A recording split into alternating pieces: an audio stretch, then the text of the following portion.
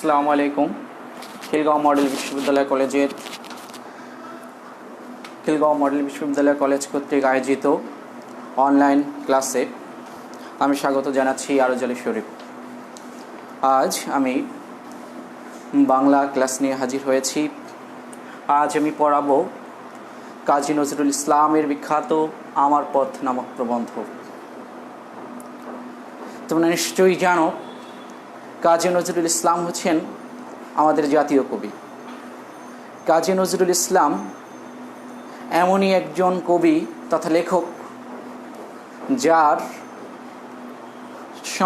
লেখার সম্মোহনী শক্তি আমাদের সবাইকে মোহাবিষ্ট করে রাখে। যাবতীয় সত্য আন্দোলন, ন্যায়ের আন্দোলনে আমাদেরকে উদ্দীপ্ত করে, আমাদের সৎসাহস যোগায় অন্যায়ের বিরুদ্ধে দাঁড়াতে।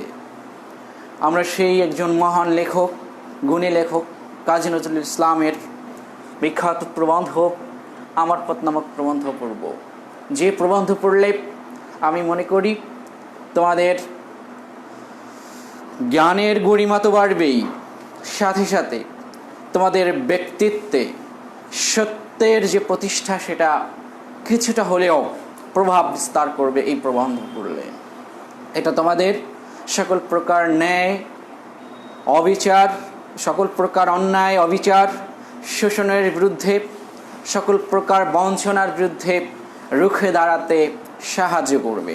কেননা এই প্রবন্ধেই আছে নিজের সত্যের উপর অটুট বিশ্বাস রাখার প্রেরণা। এই জন্য এই আমার পথ প্রবন্ধটা তোমাদের এই দ্বাদশ শ্রেণীর ছাত্রছাত্রীদের জন্য বিশেষভাবে নৈতিক শিক্ষা তথা আদর্শ শিক্ষা ক্ষেত্রে এক অমূল্য সম্পদ।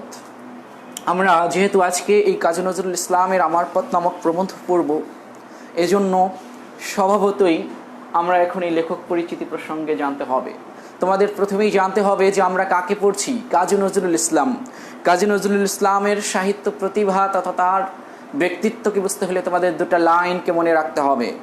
সেটি হচ্ছে যে মম এক হাতে বাঁকা বাঁশের বাঁশরি, আর হাতে রণতুর্য। মম মানে আমার এক হাতে বাঁকা বাঁশের বাঁশি, যে বাঁশি বাজিয়ে আমি বিশ্বে প্রেমের কথা বলি, মানবতার কথা বলি, সাম্যের কথা বলি, শান্তির কথা বলি।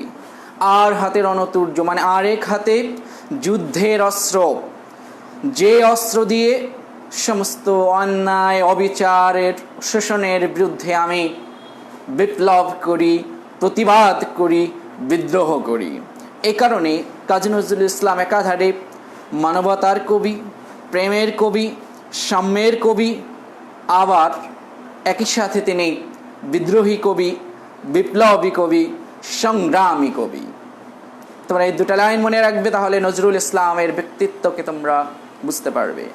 এখন আমরা এই কবি কাজী নজরুল ইসলাম বা নজরুল ইসলাম, লেখক নজরুল ইসলাম প্রসঙ্গে আমরা বলবো। নজরুল ইসলামের জন্ম হচ্ছে কোথায়? ভারতের পশ্চিমবঙ্গের বর্ধমান জেলার আসানসোল গ্রামে। কত তারিখে? বাংলা 11ই জ্যৈষ্ঠ আর 1306, বাংলা 11ই জ্যৈষ্ঠ 1306 সনে, আর ইংরেজি হচ্ছে 1899 সনে। তোমরা নজরুল ইসলামের জন্মের সাথে মিলিয়ে আরেকজনের জন্ম তারিখও মনে রাখতে পারো, সেটা হচ্ছে জীবনানন্দ দাশ। জীবনানন্দ দাশের জন্ম হচ্ছে 1899 সন বা 1899 খ্রিস্টাব্দ।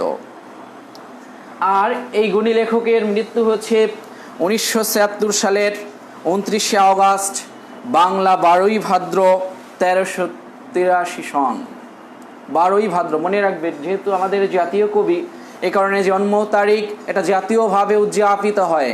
অতএব 11ই জ্যৈষ্ঠ আর 12ই ভাদ্র, 11ই জ্যৈষ্ঠ হচ্ছে জন্ম তারিখ আর 12ই ভাদ্র হচ্ছে মৃত্যু তারিখ বা মৃত্যু দিবস, মৃত্যু বার্ষিকী। তোমরা এই জন্ম মৃত্যু মনে রাখবে। আর এখন নজরুল ইসলাম প্রসঙ্গে বলতে হয়, তিনি ছিলেন সংগ্রামী কবি, আমাদের জাতীয় কবি, বিদ্রোহী কবি, আবার একাধারে তিনি প্রেমের কবি। তিনি তার যে সত্য প্রকাশের যে দুরন্ত সাহস, এটাই তাকে আমৃত্যু অন্যায় শোষণের বিরুদ্ধে সোচ্চার প্রতিবাদী করে রেখেছিল। যদিও তার সমগ্র জীবনে অর্থাৎ সাহিত্য রচনার কাল হচ্ছে মাত্র 20-22 বছর। তোমরা নিশ্চয়ই জানো 1942 সালে 43 বছর বয়সে দুরারোগ্য ব্যাধিতে নজরুল ইসলাম বাকরুদ্ধ হয়ে যান, অর্থাৎ বোবা হয়ে যান, আর কথা বলতে পারেন না। শারীরিক অসুস্থতা থাকলে মানুষের মনও আর ভালো থাকে না, আর মন ভালো না থাকলে কোনো সৃষ্টিশীল কোনো কিছুতে সৃষ্টি হওয়া সম্ভব নয়। অতএব তোমরা যদি ভাবো, 1899 সালে জন্ম, 1899 সাল থেকে 1900 ওনার জীবন ছিল একেবারেই বাস্তব, একেবারেই সংগ্রামী একটা জীবন।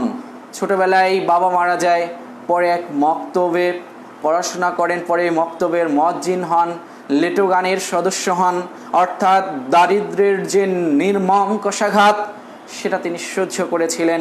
সেই দারিদ্র তথা গরিব মানুষের যে দহন, যে যন্ত্রণা, সেটা তিনি হাড়ে হাড়ে টের পেয়েছিলেন। এই কারণে তার প্রতিটি কবিতায় যারা শোষক তাদের বিরুদ্ধে লেখা হয়েছে, যারা শাসনের নামে শোষণ করছে, যারা ধর্মের নামে ধর্মবাজি করছেন, ধর্ম ব্যবসা করছেন, তাদের বিরুদ্ধে তার লেখনী সবসময় সোচ্চার ছিল।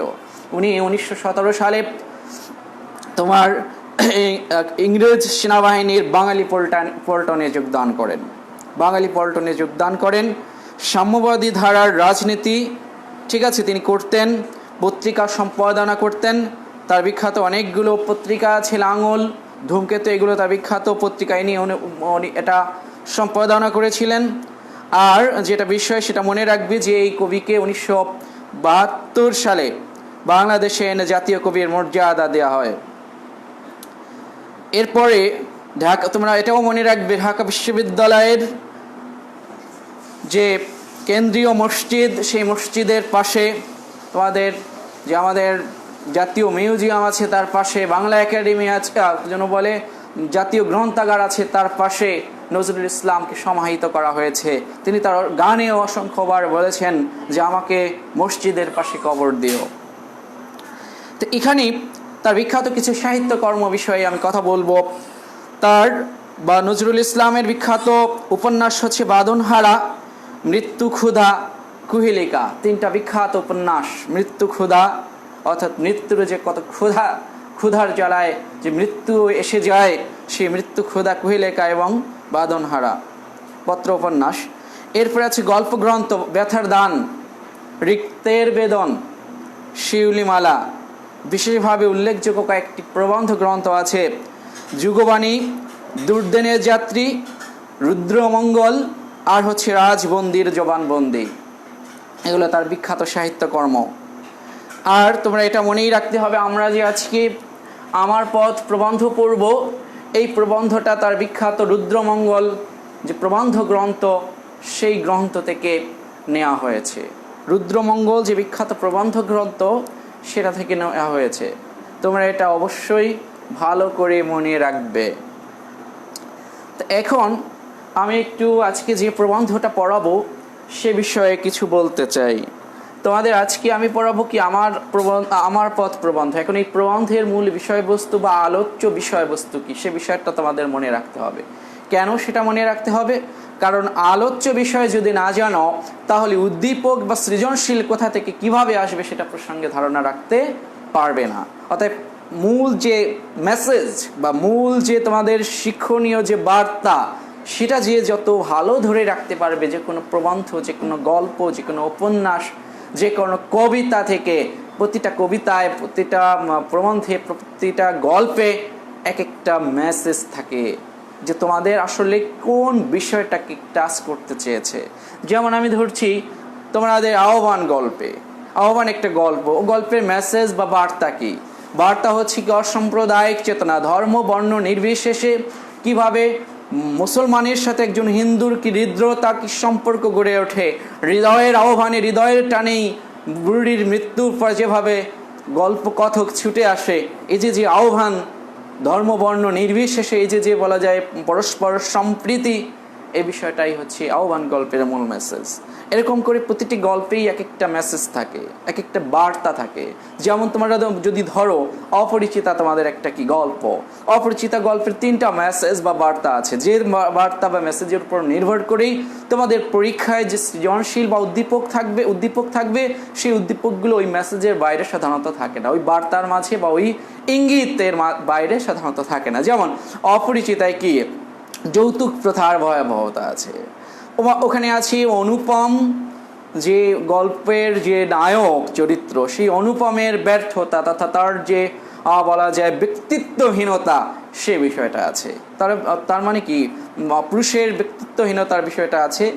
তারপর আরেকটা আছে যৌতুকের ভয়াবহতা, আরেকটা আছে নারী ব্যক্তিত্বের উদ্ভাসন, অর্থাৎ নারী ব্যক্তিত্ব যে আমাকে পুরুষে বা অনুপম তাকে নায়িকা কল্যাণীকে বিয়ে করলো না, এরপরে আবার যখন অনুপম তাকে বিয়ের প্রস্তাব নিয়ে আসে তখন কল্যাণী কিন্তু স্বেচ্ছায় সেটাকে বিসর্জন দেয়, সেটাকে প্রত্যাখ্যান করে। আর এই প্রত্যাখ্যানের পেছনে তার কাজ করেছে নারী ব্যক্তিত্ব, তার আধুনিক মনস্ক যে চিন্তা ভাবনা, যে আমার বাবা যেখানে অপমানিত হয়েছে আমি সেখানে বিয়ে করতে পারি না। যাই হোক, এখানে অপরিচিতা গল্পের মধ্যে 3টা মেসেজ পেলে, আহ্বানে এরকম করে মেসেজ আছে। আমরা আজকে দেখবো যে আমাদের এই আমার পথ প্রবন্ধেও কি মেসেজ আছে। আসলে দেখো, এখানে আমি বলেছি যে এই প্রবন্ধটা পড়লে তোমাদের 3টা বিষয় হবে। একটা হচ্ছে সত্যের প্রতি আত্মবিশ্বাসী থাকা, অর্থাৎ লেখক বারবারই বলেছেন আমাকে পথ দেখাবে আমার সত্য, অর্থাৎ আমি যদি হৃদয়ের সত্য ধরে রাখি, আমি যদি হৃদয়ের সত্য রাখি, আমি তো কোনো মিথ্যাকে ভয় করব না। বলেছে যার ভিতরে সত্য আছে সে বাইরের মিথ্যাকে ভয় করে না, যার মধ্যে মিথ্যা বা গলদ আছে সেই ভীতু হবে। সত্যের অন্বেষণকারী, সত্যবাদী কখনো মিথ্যা বলে না, মিথ্যাকে ভয়ও করে না। যে সত্যকে আদর্শে লালন করে সে কখনো অন্যায় করতে পারে না। এই জন্য বলেছেন এই সত্যের প্রতি আত্মবিশ্বাসী থাকার কথা বলা হয়েছে এই আমার পথ প্রবন্ধে। আমার পথ প্রবন্ধের মূল একটা মেসেজ বা ইঙ্গিত হচ্ছে সত্যের প্রতি অবিচল আস্থা রাখা, সত্যবাদী থাকা, সত্যকে ধারণ করা, লালন করা এবং সে অনুসারে জীবন যাপন করা। দ্বিতীয় মেসেজ, আমি এগুলো ব্যাখ্যা করব, প্রবন্ধটাই পুরো পড়িয়ে দিব, মাত্র 2 পৃষ্ঠার প্রবন্ধ, এটা পড়তে বেশি সময় লাগবে না, 10 মিনিট লাগবে। এরপরে আছে আত্মনির্ভর হওয়া, অর্থাৎ অন্যের প্রতি নির্ভরশীল থাকা যাবে না। লেখক বলেছেন যে ভারতবর্ষ যখন পরাধীন ছিল তখন আমরা গান্ধীজি, অর্থাৎ আমাদের যে তখনকার প্রিয় নেতার উপর নির্ভরশীল হয়ে গেলাম। গান্ধীজিও বললো যে তোমরা এক হও, তোমরা ঐক্যবদ্ধ হও, তোমরা সংগ্রাম করো। আর সাধারণ মানুষ, তাদের ভারতবর্ষীয় মানুষ, উম্মি মানুষ, নিরক্ষর মানুষ, অবুঝ মানুষ, তারা ভাবলো আমাদের গান্ধীজি আছে, অর্থাৎ অন্যের প্রতি নির্ভরশীল হলাম। আর অন্যের প্রতি নির্ভরশীল যে হলাম, এতে করে কি অন্যের অধীনতা মেনে নিলাম। আর লেখক বলেছেন যে অন্যের অধীনতাকে মেনে নেয় সে তো কখনো স্বাধীন হতে পারে না। অন্যের দাসত্ব যে মেনে নেবে সে তো কখনো স্বাধীন হতে পারবে না। যদি নিজের প্রতি নির্ভরশীল রাখতো, গান্ধীজি বলেছিলেন তোমরা এক হও, তোমরা থাকো, যদি সবাই বলতো হ্যাঁ আমরা আছি, সংগ্রামে আছি, আপনার সাথে আছি, বলুন কি করতে হবে, কি সংগ্রাম করতে হবে, যদি সবাই ঐক্যবদ্ধ হতো, তাহলে কিন্তু লেখক বলেছেন যে দেশ পরাধীন থাকতো না, ব্রিটিশদের শৃঙ্খলে থাকতো না, দেশ কবেই স্বাধীন হয়ে যেত। তৃতীয় যে মেসেজ বা ইঙ্গিত, সেটা বলেছে মানব ধর্মই বড় ধর্ম, প্রকৃত ধার্মিক কারো জন্যই অনিষ্টের কারণ হতে পারে না। প্রকৃত যিনি ধার্মিক তিনি তো অন্য কি করলো না করলো সেটা নিয়ে কখনো মাথা ব্যথা করে না। আমি আমার মনে করো নামাজ পড়ব, পাশে যদি কোনো শব্দ হয়, আমার যদি ধ্যান ঠিক থাকে, আল্লাহর প্রতি যদি সেটা বিরাজমান থাকে, সেটা এককভাবে সেটার প্রতি যে আমি ধ্যানে থাকি, বাইরে কি শব্দ হলো না হলো, কোথায় কে উড়ু দিল, সেটা তো কোনো ধর্মের কোনো ক্ষতি করতে পারে না। বা যে ধর্মের পূজা করছে পাশে যদি আজান হয় তাহলেও তো তার জন্য কোনো ক্ষতিকর কিছু হতে পারে না। অর্থাৎ লেখক বলেছেন প্রকৃত যিনি ধার্মিক সে কখনো অন্যের বা অন্য ধর্মের অনিষ্টের কারণ হতে পারে না, ক্ষতির কারণ হতে পারে না। এই তিনটা মেসেজ বা ইঙ্গিত হচ্ছে আমার পথ প্রবন্ধের মূল বিষয়বস্তু। তোমাদের উদ্দীপক আসলে এই তিনটার মধ্যেই আসতে পারে। আমি এখন তোমাদের দেখাবো কোন ধরনের উদ্দীপক। আমি এই যে তিনটা বিষয় বা আলোচ্য বিষয় বললাম বা মেসেজ বা ইঙ্গিত বললাম, তোমাদের উদ্দীপক যে এরকম আসতে পারে সেটাকে বোঝানোর জন্য আমি 2-3টা উদ্দীপক এখন পড়ছি। এর পড়ার পরই আমি তোমাদের আসলে পুরো প্রবন্ধটা আমি তোমাদের রিডিং ব্যাখ্যা সহকারে পড়িয়ে দেব। এখন দেখো, প্রথম উদ্দীপক আমি পড়ছি। মন রে আজ কহ যে ভালো মন্দ যাহাই আসুক সত্যরে লহ সহজে। লেখক বলেছেন, উদ্দীপকে বলা হয়েছে যে মনকে আজ বলো যে ভালো মন্দ যাই আসুক সত্যকে বা সত্যরে লহ সহজে, সত্যকে গ্রহণ করো। খারাপ হোক ভালো হোক সত্যকে গ্রহণ অ্যাকসেপ্ট করো। একটা উদ্দীপক এরকম আসছে। তোমার এখান থেকে উদ্দীপক আসতে পারে যে এই উদ্দীপকের সাথে আমার পথ প্রবন্ধের সাযুজ্য বা সাদৃশ্য বা মিল আলোচনা করো, ব্যাখ্যা করো। এরকম করে প্রশ্ন উদ্দীপক হতে পারে। এরপর আরেকটি উদ্দীপক দেখো। চিনিলাম আপনারে, আপনারে মানে নিজেকে, চিনিলাম আপনারে আঘাতে আঘাতে বেদনায় বেদনায়। নিজেকে চিনলাম আঘাতে আঘাতে বেদনায় বেদনায়। সত্য যে কঠিন কঠিনেরে ভালোবাসিলাম। বলেছেন সত্য যে কঠিন কঠিনেরে অর্থাৎ কঠিনকে ভালোবাসলাম। সে কখনো করে না বঞ্চনা। অর্থাৎ সত্যকে ভালোবেসেছে, সত্যকে ধারণ করেছে, সত্যের প্রতি অবিচল আস্থা রেখেছে। কারণে সত্য তো কখনো বঞ্চনা করে না। মিথ্যা নিয়ে থাকলে মিথ্যার মাধ্যমে প্রতারিত হওয়া যায়। সত্যবাদী হলে তাকে কেউ সাধারণত প্রতারিত করতে পারে না। সত্যবাদীকে সবাই রেসপেক্ট করে, সবাই পূজা করে, সবাই সম্মান করে। এরপরে আরেকটা উদ্দীপক আমি বলছি, এটা বলে আমি তোমাদের মূল প্রবন্ধ আলোচনা করব। সেটা হচ্ছে বলো নাহি ভয়, নাহি ভয়। বলেছে বলো নেই ভয়, নেই ভয়। বলো মা ভই জয়, সত্যের জয়। বলেছেন বলো বলো সবাই সত্যের জয়। বলো মা ভই পুরুষোত্তম জয়, অর্থাৎ পুরুষোত্তম জয়। তুই নির্ভর কর আপনার উপর বা আপনার পর, তুমি নির্ভর করো নিজের পর। পরে বলেছেন আপন পতাকা কাঁধে তুলে ধর, অর্থাৎ সত্যের যে পতাকা সেটাকে কাঁধে তুলে ধর। অর্থাৎ নিজের সত্যের প্রতি অবিচল থেকো, অবিচল থাকো। এটাই বলা হয়েছে যে নিজের সত্যের প্রতি বলো যে কোনো ভয় নেই, ভীতি নেই। তোমার যে সত্য আছে সেই সত্যের উপরে তুমি আস্থাশীল থাকো। আমি যে 3টা উদ্দীপক বললাম, এই 3টা উদ্দীপকেরই মূল বিষয়বস্তু হচ্ছে সত্যের প্রতি অটুট আস্থা রাখা। এরপরে আরেকটা আছে কনফিডেন্স বৃদ্ধির, অর্থাৎ নিজের প্রতি নিজের আস্থা রাখা, যেটা নিয়ে যে দ্বিতীয় অংশে বলা হয়েছে কি আত্মনির্ভর হওয়া। অন্যের প্রতি নির্ভরশীল হওয়া যাবে না। অন্যের প্রতি নির্ভরশীল হলেই কিন্তু কি হবে, ঠকতে হবে। অন্যের প্রতি নির্ভরশীল হলেই কিন্তু বঞ্চিত হতে হবে। নিজে করতে হবে, তাহলেই কাজ সহজ হবে। তুমি কারোর জন্য অপেক্ষা করতে করতে করতে করতে কোনো কাজ দেখা যায় হলোই না। তুমি নিজে নিজে করলে পুরো কাজ না পারলেও অর্ধেক পারবে, অর্ধেক না পারলেও তার অর্ধেক পারবে, কিছুটাও আগাবে। অতএব পরে অন্যের প্রতি নির্ভরশীল থেকে কোনো কিছুই লাভ করা সম্ভব নয়, এই বিষয়টা এখানে আছে। লাস্টে যেটা আছে, মানব ধর্মেই বড় ধর্ম, প্রকৃত ধার্মিক কারোর জন্য নিষ্ঠ। অর্থাৎ বলা হয়েছে যে যিনি ধার্মিক, যিনি নিজের ধর্মকে জানে মানে, সে কখনো অন্যের ধর্ম পালনে কখনো কি হতে পারে না, ক্ষতির কারণ হতে পারে না। প্রকৃত ধার্মিক সে তার ধর্ম পালন করবে। কালকে আমি অনার্স 3য় বর্ষের বাংলা অনার্স 3য় বর্ষের যে হিন্দু মুসলমান নামক একটা প্রবন্ধ পড়াচ্ছিলাম, ওখানে নজরুল ইসলাম বলেছেন যে আসলে এই হিন্দু মুসলমানের যে বিরোধ, এই বিরোধের পিছনে কারণ হচ্ছে এই টিকি এবং দাড়ি। অর্থাৎ এই টিকি দাড়িকে বড় না করে একটা মানুষ বিপদে পড়েছে, আরেকটা মানুষ বিপদে পড়েছে, ওই মানুষটাকে সাহায্য করতে হবে। এই যে ধ্যান যদি রাখা যায়, তাহলেই মানবতার জয় হবে, তাহলেই সত্যের জয় হবে, তাহলেই শান্তির জয় হবে। মানুষ হিসেবে দেখা, ধর্মের আচরণকে বড় করে নয়, ধর্মের চিহ্নকে বড় করে নয়। ধর্ম যার যার নিজের মধ্যে, ধর্ম নিজস্ব ব্যাপার। যেমন সৈয়দ আলিউল্লাহ তার লালসালে উপন্যাস ওখানে গিয়ে বলেছিল যে শস্যের চেয়ে টুপি বেশি, ধর্মের আগাছা বেশি। ধর্ম যা থাকে তার থেকে আগাছা তথা কুসংস্কার বেশি থাকে। তো যাই হোক, এখন আমরা প্রবন্ধটা আমরা একটু পড়ব।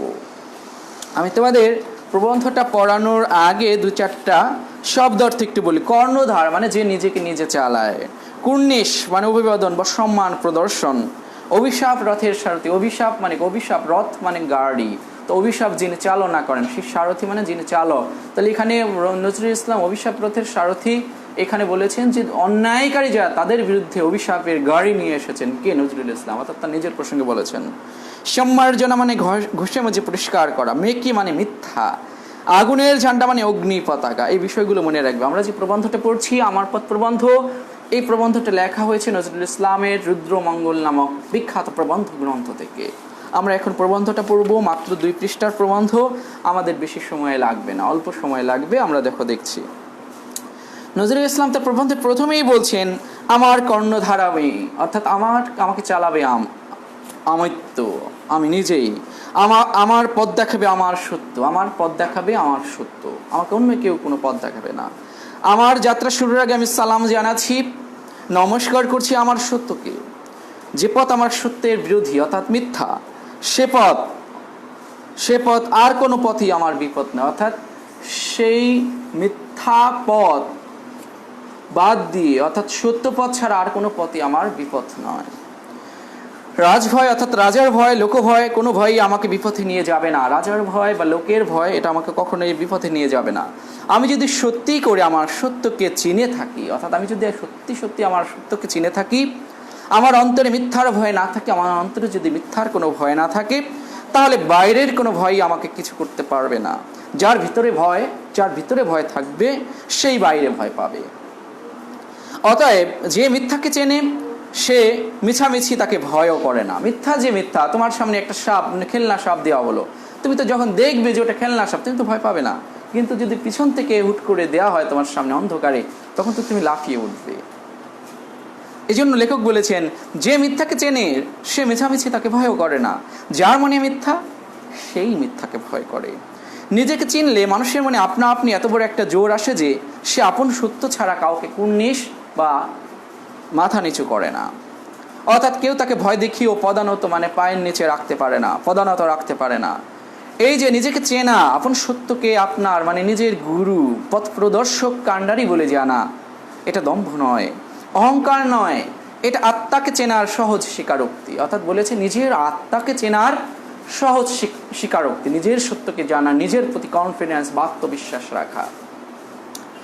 পরে বলেছে আর যদি এটাকে কেউ ভুল করে অহংকার বলে মনে করেন তবে এটা মন্দের ভালো, অর্থাৎ মিথ্যা বিনয়ের চেয়ে অনেক বেশি ভালো। অনেকে মিথ্যা বিনয় করে অনেক দুষ্টমি শয়তানি করে, পরে এসে যখন জিজ্ঞাসা করে গার্ডিয়ান বা পরিবার অভিভাবক যেটা করেছে কিনা, না বাবা করিনি বা না মা করিনি, অর্থাৎ মিথ্যা বলে, মিথ্যা বিনয় দেখায়। লেখক এটাকে বর্জন করতে বলেছেন সেটা মিথ্যা বিনয়ের চেয়ে অনেক বেশি ভালো।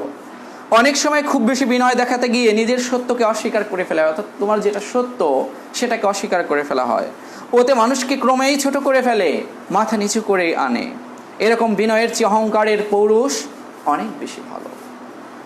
অতএব এই অভিশাপ রথের সারথীর স্পষ্ট কথা বলাটাকে, অর্থাৎ নজরুল ইসলামের কথাটাকে কেউ অহংকার বা স্পর্ধা বলে ভুল যেন না করেন। পরের পেজে দেখো বলেছে স্পষ্ট কথা বলা একটা অবিনয় নিশ্চয়ই থাকে, অর্থাৎ স্পষ্ট সত্য কথা বলা, স্পষ্ট ভাষিতায় একটা অবিনয় হতে অনেকে মনে করে যে বেয়াদব, সে এরকম আমার সামনে এটা বললো কিন্তু ওটার মধ্যে কোনো আসলে বেয়াদবি নেই। বলেছে স্পষ্ট কথা বলা একটা অবিনয় নিশ্চয়ই থাকে, কিন্তু তাতে কষ্ট পাওয়াটার দুর্বলতা। নিজেকে চিনলে, নিজের সত্যকে নিজের কর্ণধার বা পথ প্রদর্শক মনে জানলে নিজের শক্তির উপর অটুট বিশ্বাস আসে।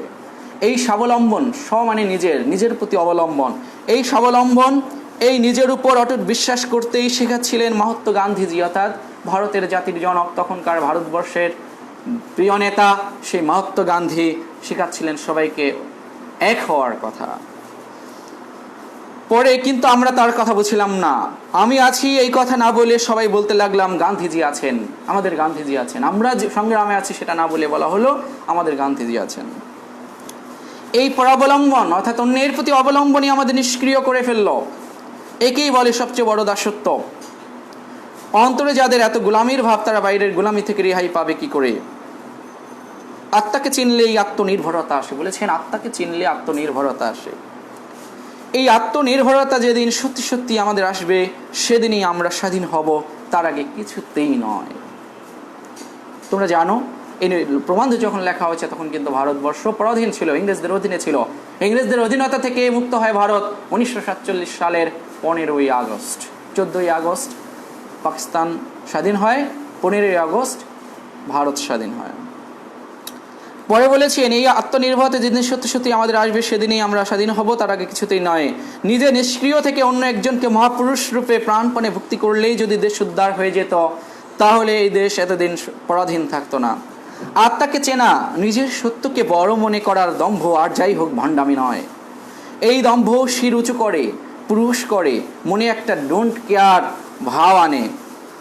আর যাদের এই তথাকথিত দম্ভ আছে, শুধু তারাই অসাধ্য সাধন করতে পারে। বলেছেন এরপরে দেখো কত সুন্দর যুক্তি। বলেছেন যার ভিত্তি পচে গেছে তাকে একদম উপড়ে ফেলে নতুন করে ভিত্তি না গাঁথলে তার উপরে ইমারত যতবার খাড়া করা যাবে ততবারই তা কি হবে? পড়ে যাবে।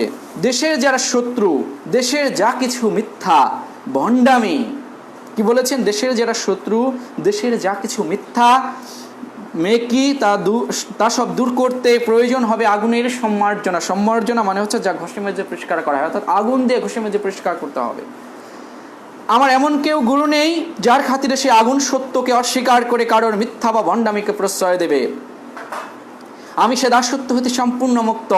আমি কোনোদিনই কারোর বাণীকে বেদ বাক্য মানে হিন্দু ধর্মের যে অবশ্য পালনীয় যে ধর্মগ্রন্থ বেদ, সে বলেছেন আমি কারোর সেই বেদ বাক্য মানে অবশ্য পালনীয় বাক্য বলে মেনে নেব না, যদি তার সত্যতা আমার প্রাণে সাড়া না দেয়। না বুঝে বুঝার ভণ্ডামি করে 5 জনের শ্রদ্ধা আর প্রশংসা পাওয়ার লোভ আমি কোনোদিনই করব না। নজরুল ইসলাম বলেছেন যে না বুঝে ভণ্ডামি করার, যে 5 জনের শ্রদ্ধা আর প্রশংসা পাওয়ার লোভ আমি কোনোদিনই করব না। যে কোনো কিছু বোঝানো হলো, না বুঝেই অনেকে বলে স্যার বুঝে গেছি।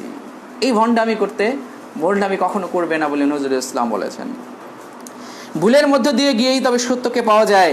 কোনো ভুল করছি বুঝতে পারলেই আমি প্রাণ খুলে তা স্বীকার করে নিব, কিন্তু না বুঝেও নয়, কারো ভয়েও নয়। ভুল করছি বা করেছি বুঝেও শুধু জেদের খাতিরে বা বজায় রাখবার জন্য ভুলটাকে ধরে থাকবো না, তাহলে আমার আগুন সেই দিনই নিভে যাবে, অর্থাৎ যে সত্যের আগুন সেটা নিভে যাবে। একমাত্র মিথ্যার জলই এই শিখাকে নিভাতে পারবে। অর্থাৎ মিথ্যা হলেই আমার যে ভিতরে যে সত্য বলার যে স্পৃহা সেটাকে মিথ্যা, কিন্তু আমি তো মিথ্যাবাদী কখনো হব না, অতএব আমার সেই সত্যকে কেউ নিভাতে পারবে না, সেটা নজরুল ইসলাম বলেছেন। তাছাড়া কেউ নিভাতে পারবে না। এরপরে শেষের অংশ দেখো, বলেছে মানুষ ধর্মই সবচেয়ে বড় ধর্ম। মানুষের প্রতি মানব ধর্মই হচ্ছে সবচেয়ে বড় ধর্ম। হিন্দু মুসলমানের মিলনের অন্তরায় বা ফাঁকি কোনখানে তা দেখিয়ে দিয়ে এর গলদ দূর করা আমার এই পথের, অর্থাৎ যে সত্যের পথ, সেই সত্যের পথের অন্যতম উদ্দেশ্য। মানুষে যেখানে প্রাণের মিল, আদত সত্যের মিল, সেখানে ধর্মের বৈষম্য কোনো হিংসার দুশ্মনির ভাব আনে না। যার নিজের ধর্মে বিশ্বাস আছে, যে নিজের ধর্মের সত্যকে চিনেছে, সে কখনো অন্য ধর্মকে ঘৃণা করতে পারে না। অর্থাৎ যে প্রকৃত ধার্মিক, সে কখনো অন্য ধর্মকে ঘৃণা করতে পারে না। দেশের পক্ষে যা মঙ্গলকর বা সত্য, শুধু তাই লক্ষ্য ধরে আগুনের ঝান্ডা দুলিয়ে পথে বাইরে হলাম। আর আগুনের ঝান্ডা মানে অগ্নি পতাকা। যেখানে মিথ্যা, যেখানে অবিচার, অন্যায়, শোষণ দেখবেন, সেখানেই আগুনের পতাকা দিয়ে জ্বালিয়ে ছাড়খাড় করে ছাড়বেন নজরুল ইসলাম। অর্থাৎ সমাজটাকে সুন্দর করবেন, সাম্যের দিকে এগিয়ে নিয়ে যাবেন, শান্তির পথে নিয়ে যাবেন, সমাজটাকে সুন্দরভাবে বিনির্মাণ করবেন, শান্তিতে নিয়ে যাবেন। তাই এরকম, অর্থাৎ নজরুল ইসলামের এখানে যে বাণীটা, শেষের যে বাণীটা, সেটা আমরা সুকান্ত ভট্টাচার্যের একটা বাণী আছে যে এই পৃথিবীকে শিশুর বাসযোগ্য করে যাব আমি, নবজাতকের কাছে ইয়ে আমার দৃঢ় অঙ্গীকার। ঠিক নজরুল ইসলাম এখানে বলছেন যে এখানে আগুনের ঝান্ডা নিয়ে আমি বের হব, যেখানে মিথ্যা, যেখানে মেকি দেখব, যেখানে শোষণ অবিচার অন্যায় দেখব, সে অন্যায় অবিচারকে আগুনের পতাকা দিয়ে জ্বালিয়ে ছারখার করে ছাড়ব। এই মেসেজের মানে কি?